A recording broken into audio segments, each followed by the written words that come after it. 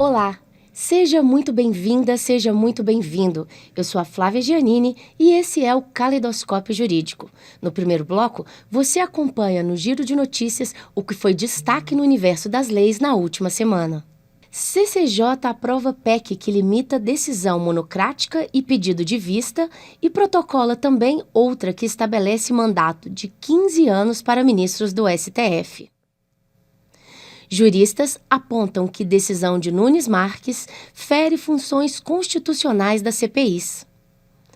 Defesa de Bolsonaro recorre ao STF contra decisão que o tornou inelegível. E por último, tudo o que você precisa saber sobre a PEC do plasma. A CCJ aprovou proposta de emenda à Constituição que limita decisões monocráticas e pedidos de vistas de ministros do STF. A PEC apresentada pelo senador Oriovisto Guimarães recebeu o voto favorável do relator, o senador Esperidião Amin, e agora será encaminhada para deliberação no plenário do Senado. No mesmo dia, outra PEC foi protocolada no Senado, essa agora que restringe o mandato dos ministros do STF a 15 anos. A proposta promove ainda modificações na idade mínima, que passaria de 35 para 50 anos, e no processo de escolha dos membros da Corte e dos demais tribunais superiores. A proposta, essa última, foi apresentada pelo senador Flávio Arnes. A edição dessa semana, Valber Braga, está especialmente interessante. Temos aí uma briga explícita entre os poderes. E o que significa esse movimento do Senado em um momento como esse? Na verdade, não há nenhum impedimento a que se regule as funções do STF. A Constituição, ela regula todos os tribunais superiores, inclusive a Suprema Corte. A grande questão é, você vai mitigar poderes do STF sem conversar, sem discussões com a sociedade? Porque, na verdade, é uma mitigação de poderes. O STF ele deve funcionar de forma colegiada. As decisões monocráticas não deveriam ser algo bastante recorrente, onde determinadas decisões, por um voto apenas de um ministro, perdura-se 1, 2, 3 anos. Então, nós teríamos que regulamentar isso, é verdade, mas de forma assodada dessa forma, sem nenhuma discussão, como se fosse uma vindita privada, uma vingança, porque determinados senadores querem se colocar bem para a disputa da presidência do Senado. Então, isso não deve ser feito. A questão dos mandatos é controvertido também, mas um mandato vitalício para o STF, onde as forças políticas e as conjunturas mudam e você ter ministros que passam 30, 25 ou até mais tempo ainda. Então, o mandato seria algo interessante, sim, mas desde que houvesse, repito, uma discussão transparente, ampla com a sociedade. Não fosse nada assodado ou uma espécie de vindita ou balcão de negócios para se posicionar melhor nas eleições para a presidência do Senado. Bom, então isso tem explicado bastante os últimos movimentos aí desses dois poderes. E Agra, no último dia 26, o ministro do Supremo, Cássio Nunes Marques, determinou a suspensão da quebra dos sigilos fiscal, bancário, telefônico e telemático de Silvinei, que havia sido aprovada pela CPI dos atos golpistas. A medida gerou reações de políticos e também de especialistas em direito. Agra, o artigo 58 da Constituição afirma que CPIs têm poderes de investigação próprios de autoridades judiciais. O que fez então o ministro Nunes Marques com essa decisão? Veja, é uma decisão dessa que respalda, que não digo legitima, mas que reforça essa emenda, essa tentativa de emenda para evitar decisões monocráticas de juízes que não sejam medidas de urgência. O artigo 58, como você bem falou, Flávio, já foi pacificado e diz que a Comissão Parlamentar de Inquérito ela tem poder investigatório.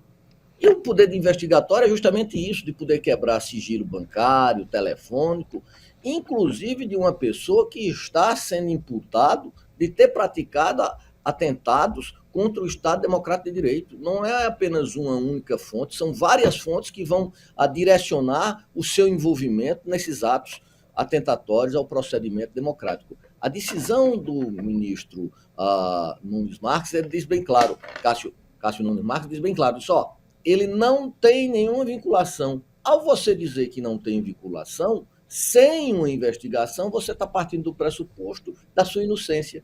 E a inocência é pressuposto quando houver dúvidas.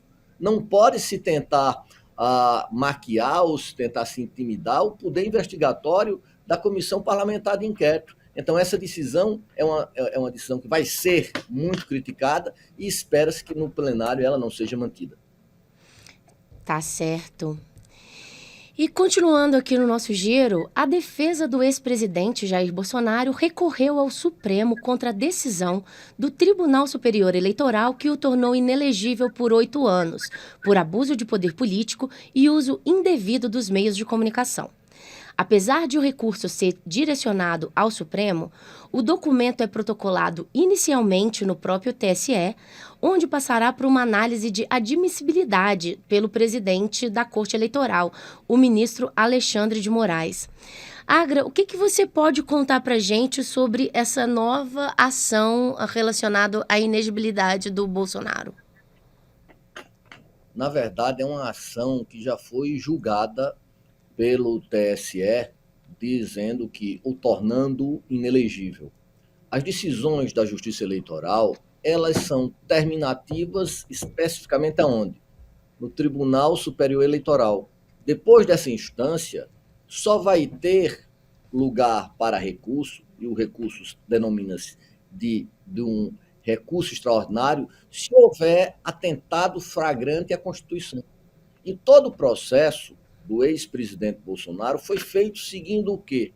Seguindo todas as garantias constitucionais, contraditório, devido processo legal, ampla defesa. É normal que nosso Estado de Direito tenha uma possibilidade recursal, e ele assim o fez.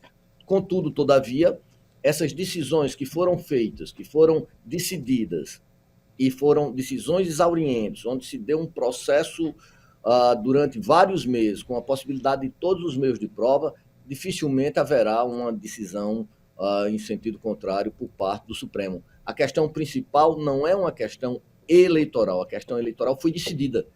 Ele está tentando, com esse recurso, é que se reanalise questões que já foram julgadas. Então, por esse motivo, não será, pensa-se que não será tão alvissareiro para o ex-presidente. Tá certo. Outro assunto que dominou os debates na última semana foi a PEC do plasma, que permite a coleta e venda de componentes do sangue. A Comissão de Constituição e Justiça, a CCJ do Senado Federal, mais uma vez aprovou essa PEC. O projeto sugere uma alteração no artigo 199 da Constituição, que proíbe a comercialização de tecidos e substâncias humanas para fins de transplante, pesquisa e tratamento. Ela quer, com essa PEC, abrir uma exceção para a comercialização do plasma. Hoje, essa prerrogativa é exclusiva da Empresa Brasileira de Hemoderivados e Biotecnologia, a Hemobras, estatal criada em 2004 para o desenvolvimento e produção de medicamentos hemoderivados e biotecnológicos. Para o Ministério da Saúde, a PEC ameaça a disponibilidade de sangue para quem precisa de transfusões ou de hemoderivados. E para você, Valber Agra, o que você conta de mais essa decisão da CCJ e essa PEC, ela vai passar? Ora, nós tivemos, na Constituição de 1988, uma inovação que países ditos desenvolvidos não têm. Nosso Sistema Único de Saúde é um modelo. É um modelo para quê? É uma rede de proteção para que a população, principalmente os mais desvalidos, tenham acesso, direito, amparo à prerrogativa saúde, que é direito básico de toda a coletividade. Quando você permite que uma emenda, você pegue algo extremamente sensível, como o sangue, possa comercializar ou possa ter lucro, isso vai ser mais um instrumento para a mitigação da eficiência do nosso sistema de saúde público, porque você vai possibilitar que aqueles mais aquinhoados possam ter acesso em detrimento daqueles que não sejam tão aquinhoados. Então, o que mais se repercute nessas decisões do Senado é que o Poder Legislativo é a caixa de ressonância da sociedade. Então, essas decisões têm que ser discutidas, e discutidas de forma exauriente com todas as parcelas. com todos os setores envolvidos, e não uma decisão que comporta consequências graves, consequências peçarosas, sejam tratadas, literalmente tratoradas de forma rápida, sem a discussão de vida. Então, a questão da privatização do sistema de saúde, que já tem tido algumas tentativas, essa não é a primeira, deve ser bem analisada e vista com a cuidado e o cuidado, o zelo que deveria ter sido discutida. Pois é, então quer dizer que essa nova emenda pode acabar aí aumentando a desigualdade no acesso à saúde, né, ao invés de melhorar. Valber Agra, muito obrigada, mais uma vez enriquecendo aqui com a sua participação. Obrigado a todos vocês. Esse foi o Giro de Notícias do Caleidoscópio Jurídico e, a partir de agora, você acompanha a entrevista de Valber Agra com a jurista magistrada e ex-ministra do STJ, Eliana Calmon. Minha saudação a todos e a todas. Este é mais um Caleidoscópio Jurídico. E agora trazendo mais uma presença muito especial, a ministra Eliana Calmon. A ministra Eliana Calmon é uma referência no judiciário, não só no judiciário, mas na luta da emancipação feminina, na luta de um Brasil mais equânime, na luta pela cidadania. Ela é natural de Salvador, Bahia. Graduou-se em Direito pela Universidade Federal da Bahia, a nossa UFBA, em 1968. Depois foi procuradora da República, chegando a ser promovida para subprocuradora-geral da República, tornou-se juíza federal por aprovação em concurso em 1979, integrando o Tribunal Regional, integrou também o Tribunal Regional Eleitoral da Bahia, de 1983 a 1984, veja, passou por vários e vários caminhos, e em 30 de junho de 1999, assumiu a vaga como ministra do STJ pelo terço da magistratura, tornando-se a primeira mulher a ocupar esse cargo no tribunal, com todos os seus méritos, sem nenhum tipo de conchavo, sem nenhum tipo de concessão não republicana. Esta será a nossa entrevistada. Ministra, é um prazer enorme tê-la com a gente e passo-lhe a palavra. O prazer é todo meu, doutor Valber. É muito bom falar para os nossos telespectadores, os nossos ouvintes, e dizer um pouco o que a gente pensa do Brasil, do judiciário, da justiça, depois de tantos anos e de tantas pelejas para uma justiça melhor. De forma que todas as vezes que eu sou convidada, eu, na medida do possível, aceito os convites para dizer um pouco da minha vivência, não como exemplo, mas como lição de vida, né? Porque ninguém é exemplo, cada um tem a sua trajetória, mas as pessoas contando um pouco do que vivenciou pode ensinar algumas coisas. Sabe as palavras, ministra. Ministra, semana passada, o CNJ, por unanimidade, tomou uma medida controvertida na questão da forma, mas que graças à unanimidade na questão do mérito, que é incentivar as mulheres a ocupar as cortes de segundo grau, mudando o CNJ o critério de merecimento. Não mexeu-se na antiguidade, mexeu-se no merecimento, fazendo duas listas. Uma lista apenas para mulher, outra lista mista. Isso daí, o CNJ, que é um órgão que foi criado pela reforma do Judiciário, com competência administrativa e financeira, teria esta competência? Segunda questão, mas esse teto de 40% ainda não foi ele muito simplório? Não deveria ter sido um teto de 50%, ministra? Bem, eu tenho uma posição diferenciada em relação às questões das mulheres. Eu sou a favor das cotas em muitas atividades, em muitas carreiras, mas nas carreiras de Estado, eu sou contra a instituição de cotas. Então, em todas as carreiras onde há a atenção para o controle do Estado, eu entendo que a única e exclusiva forma de preencher esses claros são as manifestações contidas na Constituição.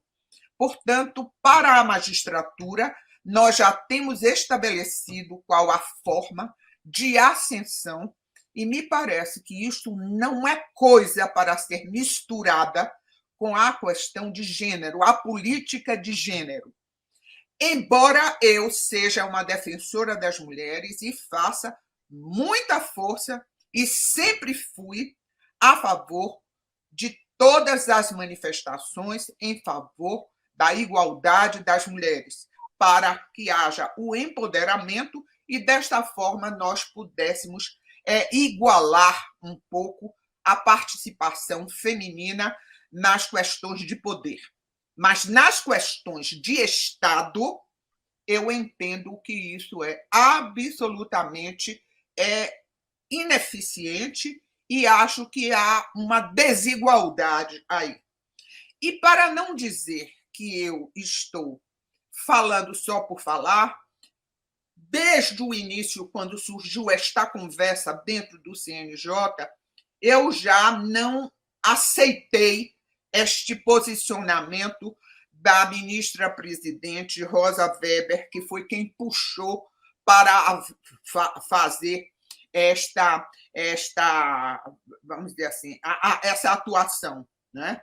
Que terminou fortalecida e terminou sendo aceita esta forma de promoção fora da meritocracia e fora da questão da antiguidade.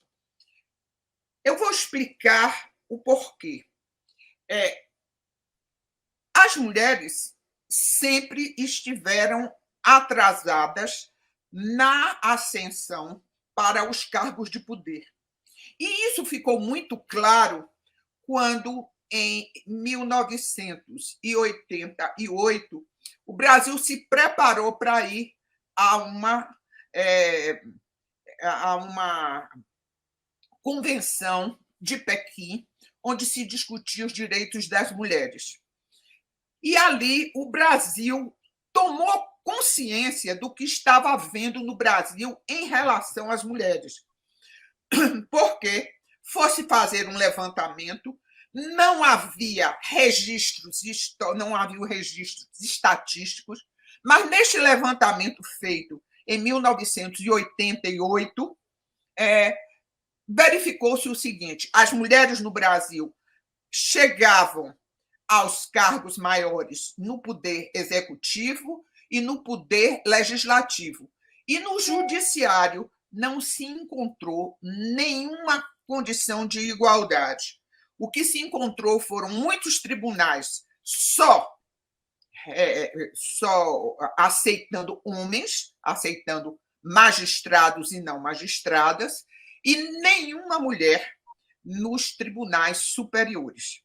E isto foi uma coisa alarmante, porque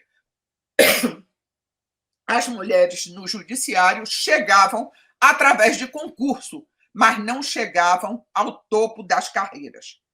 E foi aí que os movimentos feministas fizeram com que o presidente da República, então, Fernando Henrique Cardoso, assinasse uma carta de intenções para que fosse ele o primeiro presidente a nomear mulheres para os tribunais superiores. E foi assim que eu cheguei ao Superior Tribunal de Justiça, pelas mãos dos movimentos feministas, que assinaram essa carta de intenções e, um ano depois, ele estava assinando a minha chegada, um ano depois, não, algum tempo depois, porque eu cheguei em 1999 ao STJ, quando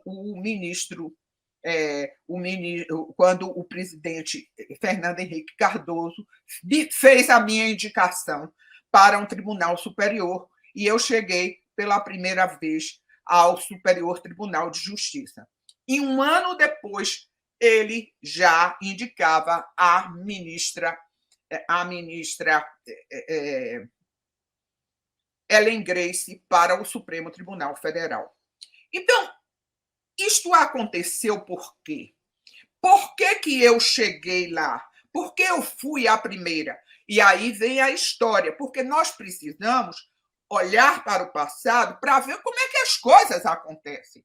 As mulheres chegaram na universidade a partir da década de 60, porque antes as mulheres não chegavam à universidade, em primeiro lugar, porque não tinham o hábito, a cultura era patriarcal, as mulheres eram educadas para serem mocinhas casadoras e não havia, portanto, um grande contingente de mulheres na universidade, principalmente no exercício de carreiras que eram eminentemente masculinas, como é a carreira de magistratura, a carreira da advocacia.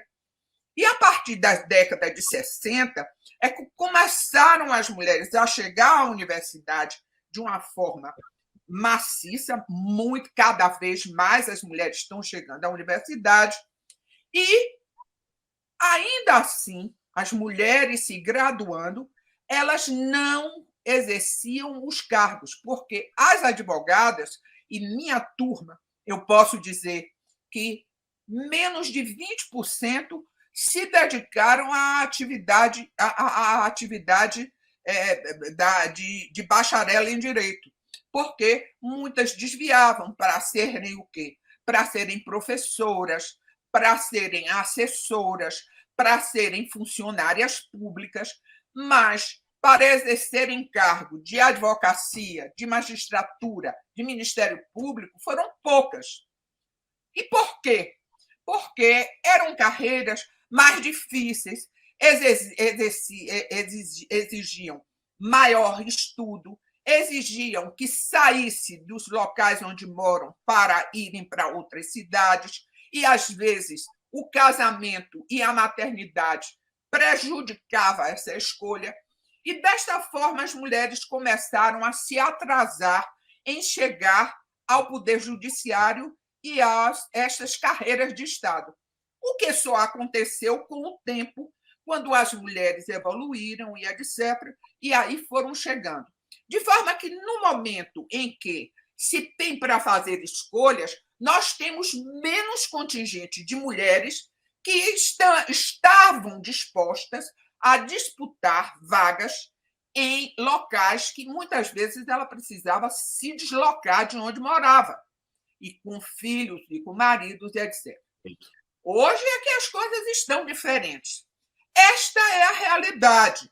Realidade que hoje nós estamos vivenciando, e estamos vivenciando com um número menor de mulheres no topo da carreira do Poder Judiciário. De forma que isto, com o tempo, vai melhorar e vai haver cada vez mais mulheres ingressando na magistratura. Os presidentes da República têm escolhido. Naturalmente que ainda temos resquícios de uma sociedade muito patriarcal, mas não é desta forma que nós vamos fazer a igualdade. Nós precisamos, nós mulheres, inclusive, temos de lutar pela meritocracia, para que nós cheguemos ao topo das carreiras de Estado por mérito, porque nós somos competentes e temos condição de fazer isso. Perfeito, ministra. Essa sua primeira resposta já mostra que a senhora é uma mulher fora da curva, não fica dizendo chavões, lugares comuns, truísmos que todo mundo gosta de ouvir. Isso é raro hoje no Brasil, principalmente no nosso mundo jurídico. Mas vamos falar da corregedoria, ministra. A senhora na corregedoria, com essa sua sinceridade, a senhora inova mais uma vez. A senhora chega a usar uma expressão muito interessante. É a primeira vez que alguém olha para o umbigo do próprio judiciário e diz: No judiciário há bandidos de toga, uma frase que se celebrizou-se, porque havia infiltração no judiciário de pessoas criminosas. De lá para cá, ministra, isso melhorou, não melhorou? A coragem de dizer isso, a senhora foi, em alguns momentos, até incompreendida por isso, porque a senhora teve a coragem, a hombridade de relatar o que estava naquele contexto histórico. De lá para cá, ministra, qual é o balanço que a senhora faz?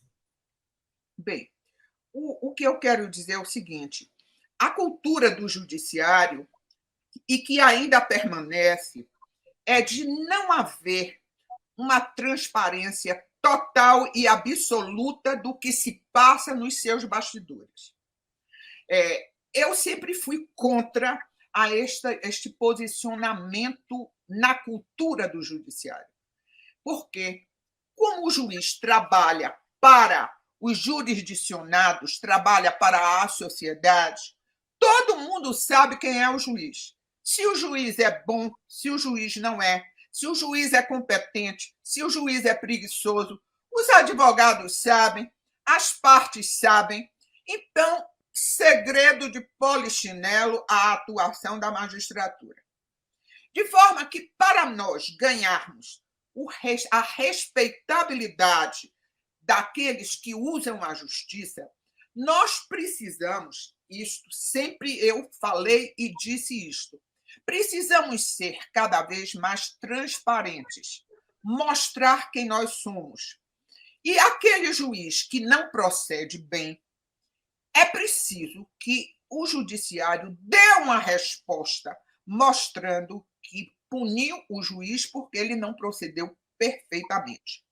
A cultura do judiciário é diferente, dizendo o seguinte: no momento que a magistratura pune um juiz, ele desmerece a justiça, porque o juiz é como o Papa, infalível. E nós sabemos que não é. Nem o Papa agora não deixou de ser, quanto mais um magistrado. Tudo se sabe, principalmente na época da internet, nós sabemos de tudo. Ninguém esconde coisa alguma. De forma que o Estado tinha de ser severa com aqueles que estão com a vida dos cidadãos na mão. A vida da sociedade, a vida econômica do cidadão, onde decide o destino de muita gente. Estas pessoas não podem ter defeitos que outras pessoas, outros profissionais têm. Por exemplo, eu posso contratar um engenheiro que não seja tão bom engenheiro, que não seja um homem absolutamente honesto, mas eu contratei e eu escolhi aquele engenheiro, ou eu escolhi aquele médico para me atender, que eu posso mudar de médico. Mas a gente não pode escolher o juiz. Quem escolhe o juiz é a lei. De forma que nós, se cairmos na mão de um juiz preguiçoso, é uma tragédia. Se cairmos na mão de um juiz prevaricador, outra tragédia. De forma que é preciso que haja o quê? O próprio Estado se encarregue de dar suporte para estes que usam a justiça. Eu sempre entendi desta forma. E quando eu fui eleita corregedora, eu não enganei ninguém. Eu disse imediatamente: a minha prioridade vai ser examinar o comportamento da magistratura. Não que eu fosse melhor do que qualquer outro juiz, mas nós temos parâmetros para avaliar isso. E que parâmetros são esses? É a própria lei orgânica da magistratura. De forma que eu ingressei na magistratura com este propósito, fiz uma equipe muito boa, toda ela formada por magistrados, eu não estava com nenhum leigo. Eu estava com desembargadores, eu estava com juízes, que eu fui requisitando, mas dentro da corregedoria eu não admitia pedidos políticos. Eu não admitia que ninguém pudesse interferir nas atividades da corregedoria. Então, esta foi a grande diferença.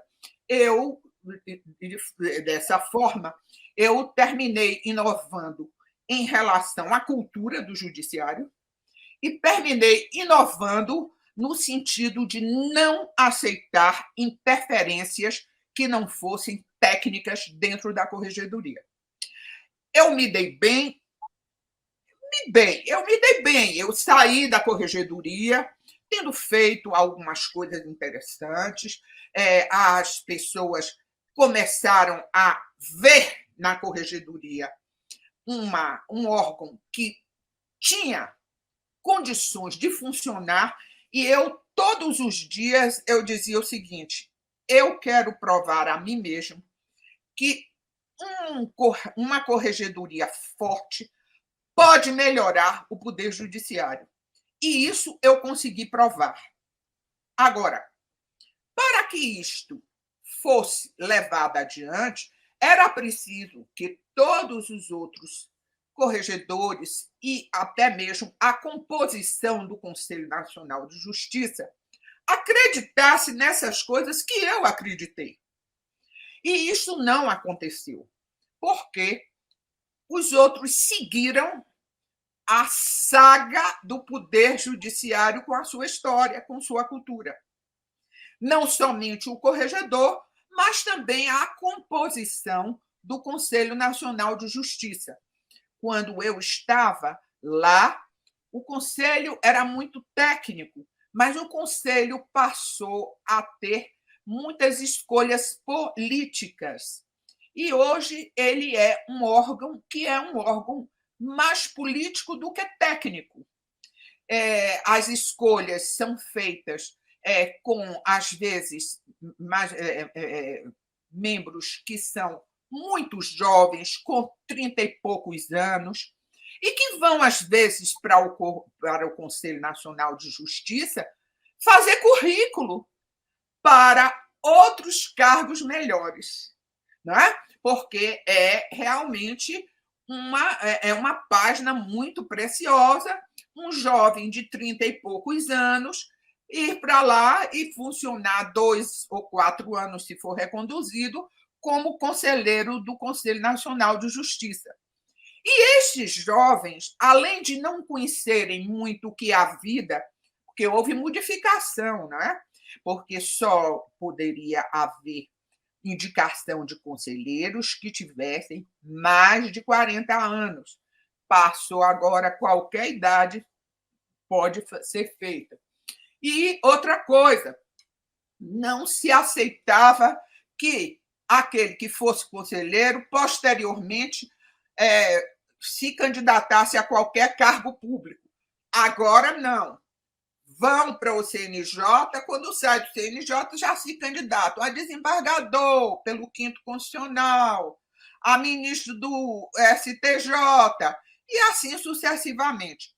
Desta forma, assim, nesses 12 anos que eu saí de lá, as coisas foram piorando. Por quê? Piorando nesse sentido de interferências políticas, mas devagarinho. É aqui, acolá, vai mudando o regimento, vai facilitando as coisas, e hoje ele está um cargo que é bastante político. Corajosas, ministro, mais uma vez, sensatas, corajosas, porque não são todas as vozes que se levantam contra o corporativismo. O corporativismo não é só do judiciário, mas que o judiciário tem essas peculiaridades. Mas continuando nesse trilhar, ministra, aumentar o nível da compulsória de 70 para 75 anos foi uma medida alvissareira? Não seria uma medida de petrificar o judiciário, impedindo a sua renovação, que é condição salutar para uma república, ministra? Eu fui contra o aumento desses anos de compulsória, né? E até meus colegas diziam o seguinte: mas você seria beneficiada com esta lei, você é contra? E eu dizia: não, eu não quero me beneficiar com isso. E eu quero estar no judiciário até a hora que eu achar que eu possa estar no judiciário. Não é a compulsória que vai me expulsar daqui. Tanto que eu saí antes de 70 anos do Poder Judiciário. E saí porque, depois que eu passei pelo Conselho Nacional de Justiça, eu vi tanta coisa, eu vi as entranhas do Poder Judiciário, eu vi a possibilidade de haver uma melhora significativa. Eu acho o Conselho Nacional de Justiça, na sua estrutura montada inicialmente, uma coisa fabulosa para o judiciário, poderia funcionar maravilhosamente bem para melhorar bastante a justiça.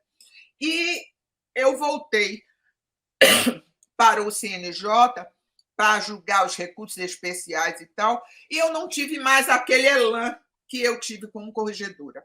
Eu perdi o encanto pela magistratura depois que eu passei pelo Conselho Nacional de Justiça. E essa perda de encanto, eu quero deixar muito claro, não foi porque eu tivesse me decepcionado porque com o que fizeram comigo ou como eu atuei. Eu fui uma mulher muito bem-sucedida como corregedora, né? Tanto que até hoje as pessoas falam de Eliana Calmon, corregedora. Eu fui muito bem-sucedida, mas eu não encontrei mais no STJ o espaço que eu tive como corregedora para poder haver uma mudança significativa dentro do Poder Judiciário. Porque se alguma mudança acontecer de concreto e de forte dentro do Judiciário, ela começará pelo Conselho Nacional de Justiça, sem dúvida alguma. E para isso que ele foi criado. Né? Para isso que ele foi criado. Eu fico com muita pena em ver um órgão que se quedou ao corporativismo.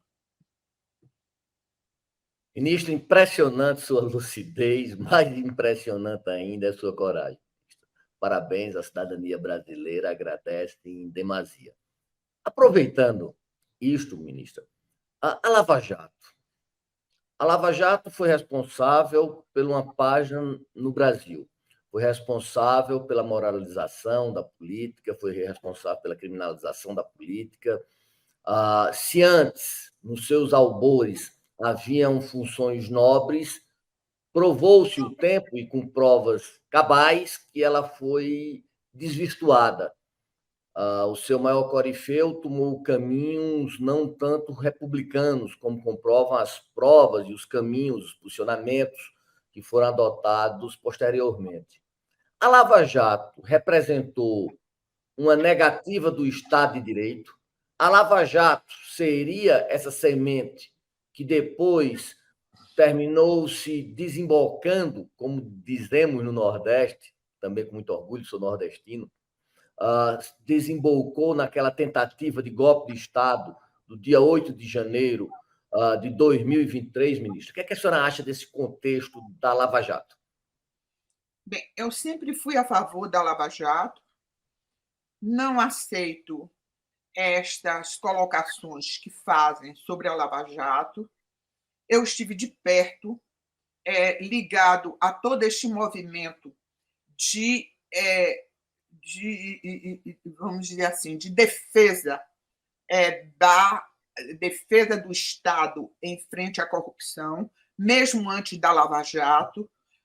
Uma parte significativa do Poder Judiciário se alocou a exatamente isso, especialmente vindo da Justiça Federal, porque o que aconteceu com o Brasil?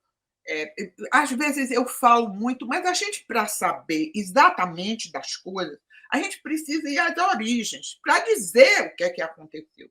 O que aconteceu em relação à corrupção combatida no Poder Judiciário?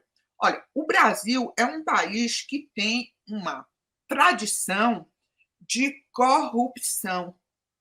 E esta corrupção, se realizada em detrimento do Estado, ela sempre foi harmonizada pela classe dominante, pelas elites políticas e econômicas do Brasil, né? Sempre aceitaram a corrupção quase como uma coisa normal, alguma coisa que todos sabem e entendem que é normal isso. Eu, por exemplo, eu me lembro perfeitamente da minha avó, do meu avô, dizendo dos políticos: ele rouba, mas faz. Ele rouba, mas faz. Então, roubar o Estado nunca foi um pecado mortal. E o próprio Estado nunca se teve interesse de se aprofundar no combate destes que saqueiam os seus cofres. Sempre foi assim. Mas as coisas começaram a mudar no plano internacional, né?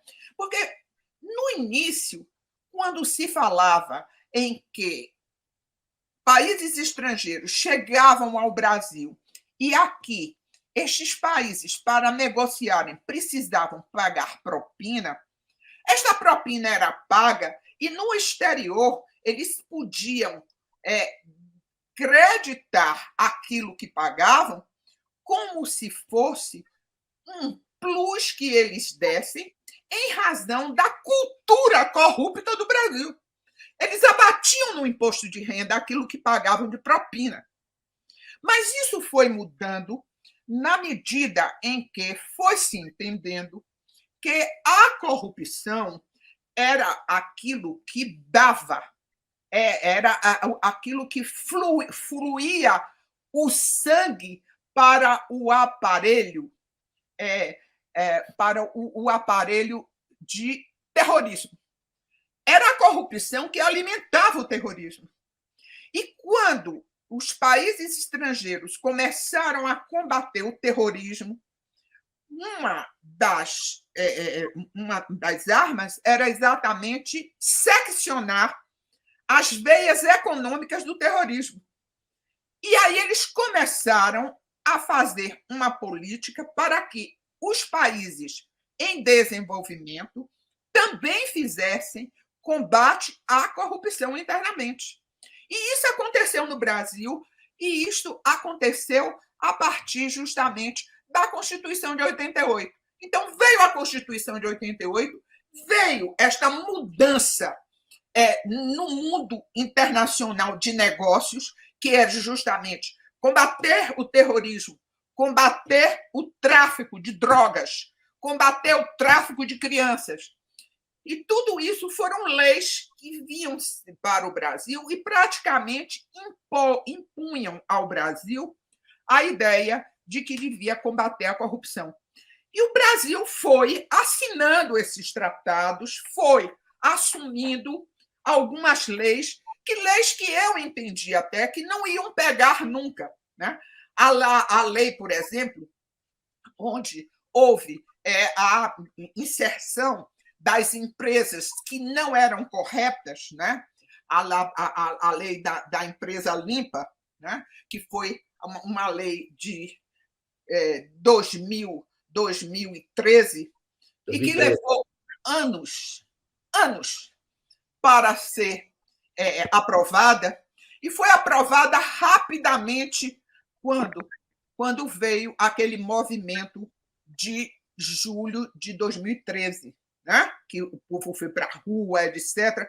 O Congresso rapidamente aprovou a lei da empresa limpa e nós tivemos o desfecho todo. De forma que o Brasil, em relação a tudo isso, começou a mudar um pouco o foco. E até mesmo o Supremo Tribunal Federal. Como as coisas no Brasil, em termos de corrupção, eram muito abertas, não havia nenhuma preocupação em se apagar os rastros de corrupção, porque as elites econômicas e políticas aceitavam. O que é que aconteceu? No momento que veio o mensalão, que foi o grande estopim, e observem que isso começou no Supremo Tribunal Federal. Ele deu certo porque começou no Supremo Tribunal Federal. E nós, que éramos magistrados, Batemos palma porque disse o seguinte: se começasse na primeira instância, não ia dar certo. Mas começou no Supremo, porque foram as pessoas que tinham foro especial que foram as primeiras a serem investigadas. E graças a dois homens que foram homens de bem e que fizeram com que acontecesse a grande questão do mensalão. O primeiro foi o ministro Aires Brito, que chegou no Supremo como escolhido pelo PT, um homem associado ao PT, um homem que era amigo do presidente Lula, vestiu a toga e, nesse momento, ele disse: agora eu não faço favor a ninguém. Eu sou um magistrado.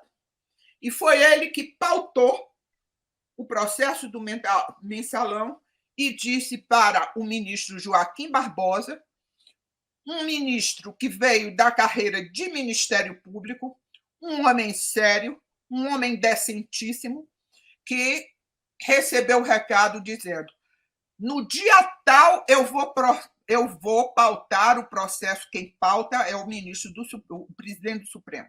Eu vou pautar o processo do mensalão. E pautou o processo do mensalão.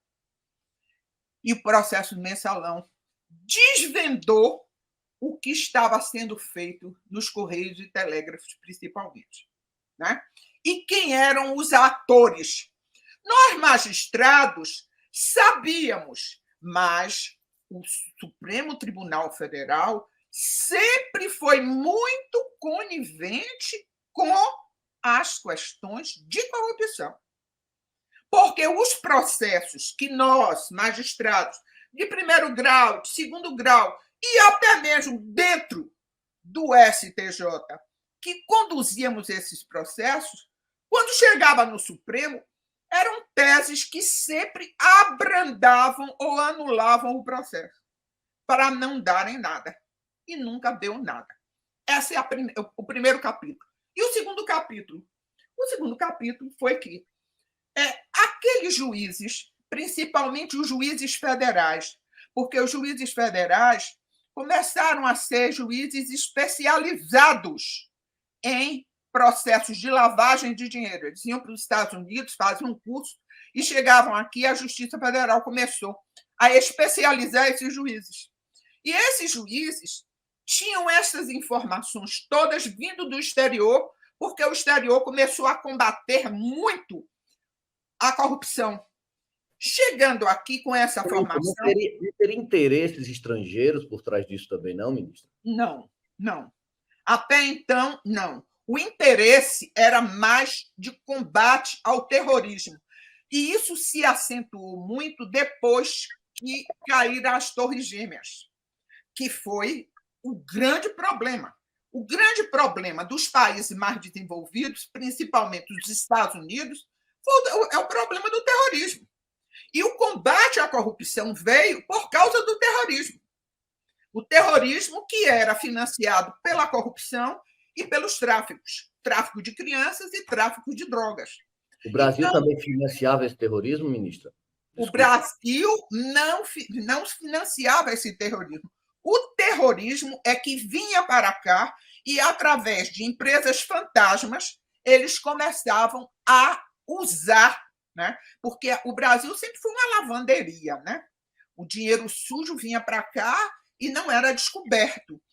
Isso só com a lei de lavagem de dinheiro, que é uma lei que é do 2002, 2003, mais ou menos, foi quando o Brasil começou a fechar as porteiras, né? E o tráfico e o terrorismo eram justamente financiados por estas lavanderias, esses laranjas que tinham no Brasil. Essa é que é a história. Então veio o problema da Lava Jato e os juízes federais e os membros do Ministério Público, que eram jovens, que tinham tido a formação nos Estados Unidos de combate à corrupção, de combate à lavagem de dinheiro, estavam entusiasmados em poder fazer alguma coisa. E estes processos foram dando certo. eles foram sendo da condenação, os tribunais começaram a confirmar essas sentenças, etc. E eles foram ficando entusiasmados. E aí é que começa a história. Em primeiro lugar, faltou, dentro do Ministério Público e da própria Justiça, um órgão que investigasse estes investigadores, que ficaram soltos. Esse entusiasmo, esse entusiasmo. Eu não vi nada que fosse grave e gravíssimo, mas eles extrapolaram. Muitas vezes nós nos assustávamos com algumas práticas que vinham até pela televisão. E muitos jovens, eles começaram a ter muita vaidade. E isso tudo foi muito conversado, e eu participei muito desses movimentos todos, porque os italianos que tiveram a política de mãos limpas, né, muito semelhante, né, então eles vinham para cá e diziam o seguinte: cuidado, vocês não podem implantar uma política de combate à corrupção pelo Poder Judiciário. O Poder Judiciário é muito fraco. Ele não aguenta ser, vamos dizer assim, o protagonista de combate à corrupção. Só se combate a corrupção com política. E olhe, nós chegamos a um ponto maravilhoso, que nós peitamos a máfia italiana, e o resultado foi o Berlusconi, que desmanchou tudo. E hoje eles continuam tão corruptos quanto eram. Eles sempre advertiram isso para nós. E nós sempre estávamos achando que estava indo muito bem, as leis estavam sendo aprovadas pelo parlamento, né? O acordo de leniência, né? Os acordos de leniência estavam sendo feitos pelas empresas, as empresas aceitando e confessando os crimes, pagando tudo isso. E alguns processos chegavam até ao Supremo Tribunal Federal, e o Supremo Tribunal Federal chegou a confirmar muitas das decisões da Lava Jato. No momento em que a sociedade criminosa das elites impúrias brasileiras se uniram e passaram a implodir a Lava Jato, e isso foi devagarzinho, não foi de vez. Eu me lembro bem que foi um evento em São Paulo que eu fui, no Ibirapuera, para falar sobre a Lava Jato, que eu vi pela primeira vez falarem de dizer que a Lava Jato estava destruindo o parque industrial brasileiro. As empresas brasileiras estavam sendo destroçadas pela Lava Jato. Naquele momento... Mas a senhora não vê isso no setor de construção civil, ministra? O setor de construção civil eu sei muito bem e posso dizer, até descrever tudo, se eu tivesse tempo, porque eu fui convidada em 2013, 2014, eu fui convidada para fazer uma palestra para a CEBIC, né, que é a Comissão dos Empresários da Construção Civil. E é como se fosse o sindicato dos construtores, né? E das construtoras. E eu até disse assim: eles sabem quem é que eles estão chamando para fazer palestra? Eu vou fazer palestra para eles, coisa nenhuma. E aí me disseram assim: não, eles querem a senhora mesmo. A senhora pode ir lá e dizer o que a senhora quiser. E eu fui e disse tudo que eu pensava, defendi a Lava Jato na ocasião, né? E aí o que é que aconteceu? Aconteceu que eles, então, me contrataram como palestrante mensal. Todos os meses eu saía e ia para um estado diferente fazer palestras, porque eles começaram a ter uma política de mostrar para as construtoras que era preciso seguir outro rumo, porque o Brasil mudou, e não era mais possível que o setor ficasse tão desmoralizado como estava. Eles tiveram essa visão. E eu estava lá para mostrar como é que tinha de proceder para ser uma empresa que fizesse o dever de casa, entendeu? Isso foi o que aconteceu com a Lava Jato, mas houve um descuido por parte dos investigadores e dos magistrados, e houve também um alinhamento da elite econômica com a elite política, porque a Lava Jato começou a apertar o cerco para que este dinheiro sujo não mais circulasse com tanta desenvoltura. Ministra, me permita abusar da sua paciência, e eu sei que estou abusando. O que é que a senhora acha de juízes e de membros do Ministério Público que utilizam o judiciário, em geral, para galgar cargos políticos? Não seria uma instrumentalização do judiciário permitindo que a sociedade esquecesse dos abusos de poder perpetrados anteriormente, Excelência? Não. E vou dizer que isso só aconteceu no momento em que nós, brasileiros, e nós, membros do Poder Judiciário, tivemos e aceitamos o convite dos italianos que diziam o seguinte: vocês precisam se fortalecer politicamente, senão esta campanha contra a corrupção não dará certo. E, neste momento, aqueles que entendiam que já tinham feito o seu papel dentro do Ministério Público, dentro do Poder Judiciário, eles saíram para irem para outra frente, que era a frente política, para, desta forma, seguir os conselhos do italiano e dizer o seguinte: nós temos de fortalecer a parte política da Lava Jato, de combate à corrupção, etc. Ninguém saiu de bom grado para ser político, mas sim com quase uma missão para dar continuidade ao trabalho de combate à corrupção. Esse é o meu pensamento, é assim que eu vejo, e assim é que eu senti os colegas que foram para a política. Mas cumprir missão, me permita mais uma vez, concessa vênia, ministra. Minha função é ingrata, mas é minha função, ministra.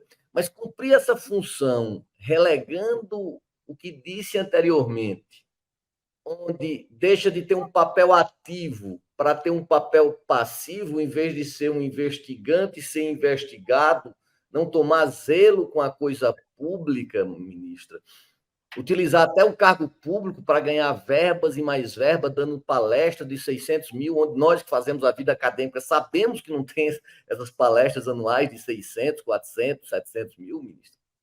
Olha, com certeza absoluta, não foi para ganhar dinheiro que eles saíram. Eles saíram para cumprir um papel político em razão de saberem que era politicamente que tinha de ser fortalecido o movimento de combate à corrupção. Não digo todos, porque não existe unanimidade, mas a grande maioria foi nesse sentido. E eu posso dizer isso à vontade, porque eu saí da magistratura e eu me candidatei a um cargo do Senado Federal, né? Eu fui candidata ao Senado Federal. Só que eu não fui para fazer um trabalho específico, porque eu nunca estive combatendo na Lava Jato. Eu tive um papel relevante no combate à corrupção, dentro da competência como ministra do STJ e integrante da Corte Especial, onde eu tinha a atividade criminal. Então, participei de muitas operações policiais e etc. Mas eu fui no sentido de dizer o seguinte: como eu já estou perto da minha aposentadoria, o que me resta fazer é ser política, porque eu vou dar continuidade defendendo a magistratura dentro da política, porque eu sei como defender a magistratura politicamente, já que eu tenho esta formação. Né? E eu fui nesse sentido. E até vou dizer mais: nós tínhamos até uma dificuldade, porque, pela lei do teto, eu, como magistrada e usando de minha aposentadoria, se eu fosse eleita senadora, eu tinha de fazer a opção de receber ou minha aposentadoria ou a remuneração como senadora, porque eu não podia fazer a junção, porque ia além do teto. Né? Então, não tinha esse problema de dinheiro, não ia. Né? Mas isso, lógico, eu não estou falando por todos. Estou falando por um movimento que eu vi nascer e que era exatamente dentro destes propósitos. Ministra, claro que sua carreira é totalmente diferente, ministra. Olha, nós temos que agradecer, eu estou agradecendo em nome do ICL, foram 50 minutos, ministra, que passaram assim, as outras entrevistas foram menores. A senhora é respeitadíssima, até pelos pontos de vista que a senhora expõe com muita coragem, com muito denodo, mesmo sendo alguns passíveis de controvérsias, é algo muito interessante para a democracia. A democracia é isso, esse fluxo, essa dialógica e dialética de fluxo e contrafluxo. Então, ministra, o ICL lhe agradece de forma penhorada. Estou muito satisfeito com a sua entrevista. Acho que essa entrevista vai dar muito o que falar, e passo a palavra para as suas considerações. Hoje nós já somos o podcast e o videocast jurídico mais visto do Brasil, Excelência. Então, passo a palavra à senhora para que a senhora fique bem à vontade para nos expor. Muito bem. Eu peço desculpas porque eu termino falando demais, porque eu tenho mania de voltar um pouco para contar um pouco a história. Eu acho que a história é muito importante para a gente saber como é que as coisas começam. E, às vezes, eu me torno um pouco prolixa. Mas o que eu quero dizer aos senhores é que eu estou muito triste com todo o retrocesso que houve neste processo de combate à corrupção, né? E estou extremamente preocupada com os rumos do ativismo adotado pelo Supremo Tribunal Federal. E eu quero dizer que, embora eu tenha 78 anos, eu não desisti. Eu não desisti de acreditar no Brasil, eu não desisti de entender que nós podemos chegar a uma pátria melhor. Talvez eu não tenha mais tempo, porque este retrocesso fez com que nós ficássemos mais longe de um resultado feliz. Porque combater a corrupção doutor Valber, como o movimento das marés. Avança e recua, até o dia que a maré diz o seguinte: eu não vou recuar mais. E ela toma o espaço dela. Eu não tenho mais tempo de esperar este tempo da maré. Mas os meus netos talvez tenham. Né? Portanto, eu não deixei de acreditar, continuo acreditando. E é por acreditar que eu estou aqui. Né? É muito mais fácil a gente ficar calada, a gente ficar no cantinho e dizer que está tudo bem. Mas as coisas não estão bem. Nós precisamos estar atentos como brasileiros. Muito obrigada. Palavras retumbantes, ministra. O fluxo e influxo da vida é necessário em tudo. A cada fluxo há um refluxo. Inclusive, uma lei de Newton da física. Então, ministra, eu gostaria de agradecer mais uma vez.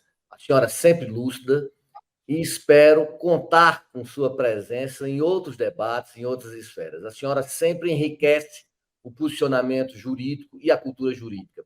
A senhora, logo no início, falou que a senhora estava numa missão e seu exemplo não era o principal. Eu discordo. A missão e seu exemplo são coisas que vão para e passo. Nós podemos conceber um sem o outro. O Brasil agradece o seu posicionamento e o seu trabalho, ministra. Muito obrigado. Muito obrigada. O videocast Caleidoscópio Jurídico fica por aqui. O próximo episódio você acompanha na terça-feira, às 4 horas da tarde, pelo canal do YouTube, ou em todas as principais plataformas de áudio quando você quiser.